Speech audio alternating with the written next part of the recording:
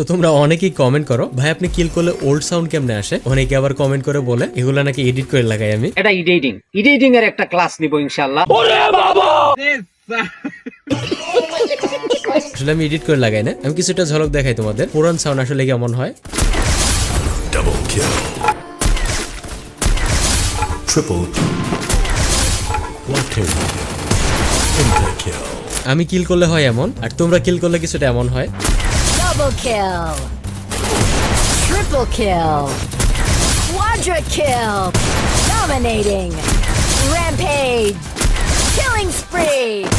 Killing spree. তোমার যদি জানা না থাকে এই সাউন্ডটাকে তুমি কিভাবে ইনপুট করবা আর কিভাবে ওল্ড ফ্রি ফায়ারে সাউন্ড আসবে, তাহলে ভিডিওটা দেখো তবে তুমি বুঝতে পারবা। প্রথমে তোমরা সেটিং এ চলে যাবা, সেটিং থেকে ল্যাঙ্গুয়েজ অপশনটা সিলেক্ট করে নিবা। তোমাদের বেলায় হয়তো ইংলিশ সিলেক্ট করা থাকবে, তোমরা এখান থেকে পর্তুগিজ সিলেক্ট করে নিবা, সিলেক্ট করে ওকে করে দিবা। এখানের কাজ তোমার শেষ। এবারে তোমাকে যেতে হবে ডাউনলোড অপশনে, এখান থেকে তোমরা স্ক্রল করে নিচে চলে আসবা, তুমি ক্লিক করে দেবা আউটফিট এন্ড কালেকশনে, যেটা সবার লাস্টে। এখান থেকে তোমরা ডিলিট বাটনে ক্লিক করে ভয়েসটাকে সিলেক্ট করে ডিলিট করে দিবা।